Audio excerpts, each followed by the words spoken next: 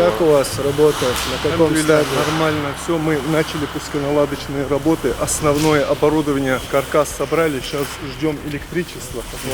Обещали до конца месяца. Когда планируете вообще запустить? Первый выпуск продукции это будет начало мая.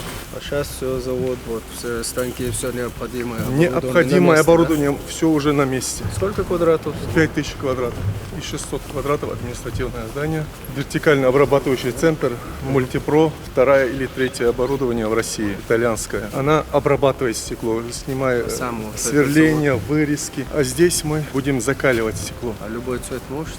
Да, любой цвет можем закаливать. У нас в республике строится вот новый район, еще много домов по городу у нас в столице. Поэтому нам необходимы вот эти фасадные монтажные работы, стекла и так далее. Я думаю, этот завод нам даст рабочие места, и все стекло, которое будет у нас в республике, необходимо вот здесь будет производиться. Поэтому чем раньше, тем лучше нужно запускать. И цвета у нас, конечно, домов разные. Любой цвет, чтобы инвестор мог у нас заказать. Это все у нас есть. Мы уже начали принимать на работу операторов. У нас уже, кстати, все готово. Ну, с расширением вот то, что было запланировано, насколько рабочих мест будет? У нас в связи с тем, что оборудование высокотехнологичное, в процессе производства нам много людей не потребуется. У нас планируется заниматься уже монтажными работами. Ну вот монтажники, рабочие, которые перевозят, если всех собрать, до 100 человек, я думаю, рабочих мест будет. Если в основном станок, завод, все необходимое оборудование на месте, можно было бы чуть побыстрее собрать и запустить. Все возможное для этого мы сделаем, иншаллах. Тут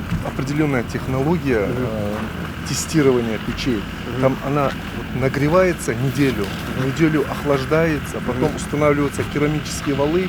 Вот это все берет время, поэтому у нас расчет 1 мая. Но, иншаллах, мы все возможное сделаем. Все условия созданы руководством республики Рамзаном Ахматовичем, поэтому нам остается лишь работать и днем, и ночью. Это мы умеем, иншаллах, мы не подведем. Спасибо большое.